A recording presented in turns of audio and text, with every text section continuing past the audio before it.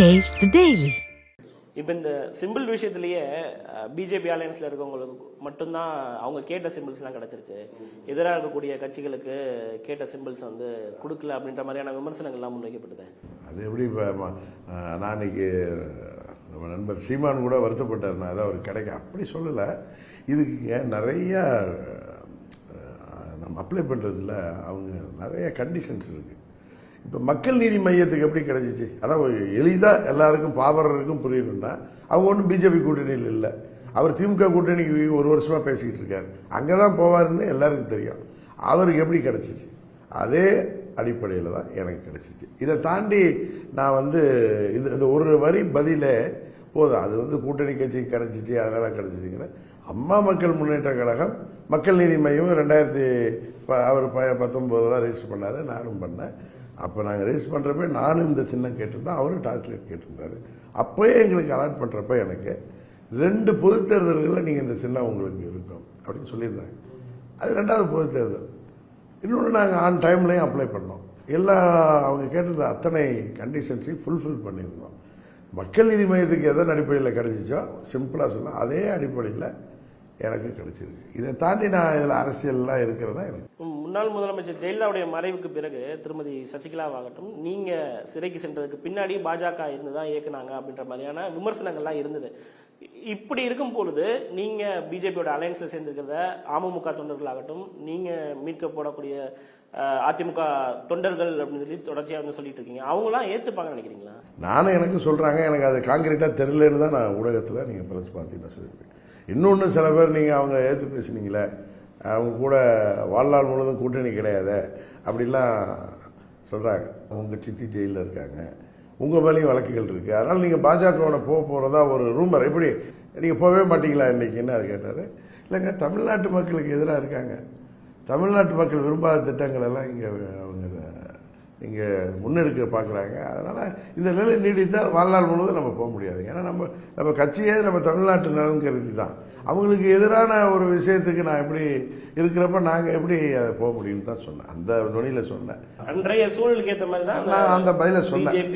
வந்து தமிழ்நாட்டுக்கு எதிராக இருக்காங்க, என்னை போய் சூசைட் பண்ணிக்க சொல்கிறீங்களாங்கிறது கணக்கில் கொஞ்சம். இப்போ 2019 தேர்தலுக்கு பிறகு மத்திய அரசாங்கத்துடைய தமிழ்நாட்டு அணுகுமுறையே மாறி இருக்கு. தமிழ்நாட்டு மக்களுக்கான கட்சியாக பாஜக இருந்தால் தான் வளர முடியும் அப்படிங்கிறதுல அவர் கிளியராக இருக்கார்.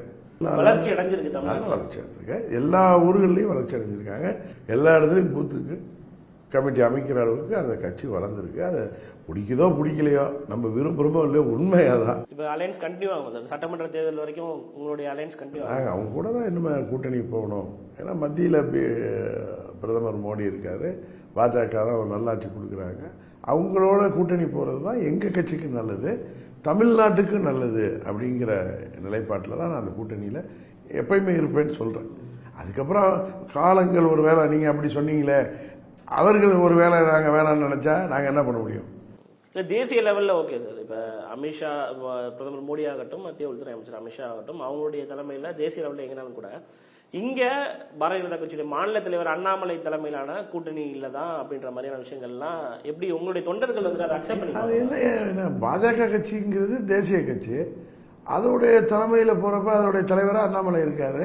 இன்னொன்று அவர் எங்கள் கட்சியை பற்றி நல்லா புரிஞ்சு வச்சிருக்காரு, எங்கள் கட்சியின் தேவையை புரிஞ்சு வச்சிருக்காரு. இன்னும் சொல்லப்போனால் அம்மா மக்கள் முன்னேற்ற கழகம் இன்றைக்கு பாஜக கூட்டணியில் இருப்பதற்கு கூட்டணியில் நாங்கள் தேவை என்பதை முழுமையாக உறுதியாக மனதார நம்பி எங்களோடு பேச்சுவார்த்தை நடத்தி இன்றைக்கு அம்மா மக்கள் முன்னேற்ற கழகம் அந்த கூட்டணியில் இருக்கிறதுக்கு முக்கிய காரணம் திரு அண்ணாமலை அவர்கள்.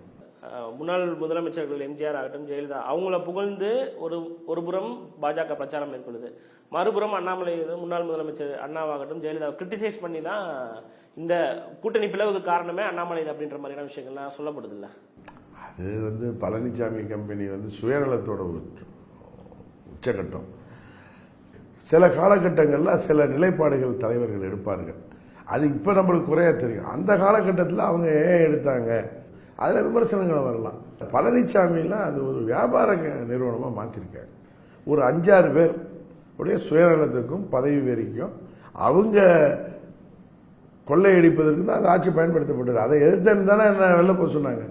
நான் போய் எங்கள் சித்தி தான் என்னை கொண்டு வந்தாங்க, சொல்லிட்டு வந்துடுறேன்னு சொல்லிட்டு நானாகவே ரிசைன் பண்ணிட்டு போயிருக்கேன். ஆளை அசிங்கப்படுத்துக்கிற மாதிரி எல்லாம் சேர்ந்துக்கிட்டு காக்கா கூட்டம் மாதிரி கத்துனாங்க. என்னை தூக்கி தோளில் வச்சுக்கிட்டு துணை பொதுச் செயலாளராக ஏற்றுக்கிட்டவங்க, ஆர்கே நகரில் எனக்கு தொப்பியை போட்டுக்கிட்டு ஓட்டு கேட்டவங்க என்னென்னலாம் பேசியிருக்காங்க. கரெக்டாக அந்த வார்த்தையெல்லாம் மாறி எங்கள் சித்தியை வந்து காலில் விழுவுறது, இவங்க புரட்சி தலைவி அம்மாவை பார்க்குறோம், அம்மா அம்மா சின்னம்மா இல்லைடா அம்மா அப்படின்லாம் பேசிட்டு சசிகலா யார் அவங்க படத்தை கிழிக்கிறது, அவங்க சிறைக்கு போனதுக்கப்புறம் ஒரு பெண்மணியை இவங்க பதவியை திருப்பி முதலமைச்சர் ஆக்கிட்டு போனவங்கள கொஞ்சம் கூட மனித நேயம் மனிதாபிமானம் ஈரம் இல்லாமல் பேட்டா ராஜதந்திரங்கிற பேரில் அவங்கள கட்சியை விட்டு நீக்குறது. யார் இந்த சசிகலா? நான் எம்எல்ஏக்களால் முதல்வரானங்கிறது. இதே பழனிசாமி அண்ணா என் பேரை முதல்வர் எத்தனை எம்எல்ஏக்கள் எதிர்பார்த்தாங்கன்னு தெரியுமா? நாம் எத்தனை பேர்கிட்ட பேசியிருக்கேன்னு தெரியுமா? அவர் பன்னீர்செல்வம் இருந்தார், அவர் நம்மளை விட்டு பிரிஞ்சிட்டாரு. அடுத்த இடத்துல அம்மா ஒரு 4-5 பேர் ஹைரார்க்கியில் அடுத்த இடத்துல இருக்கார். நாங்கள் ஜாதி மதம்லாம் பார்த்துருந்தா எங்களுக்கு என்னையே ஆக்கியிருக்கலாமே. எல்லாம் என்னகிட்டே சொன்னாங்க, என்ன நீங்கள் ஆகிடுங்கன்னு.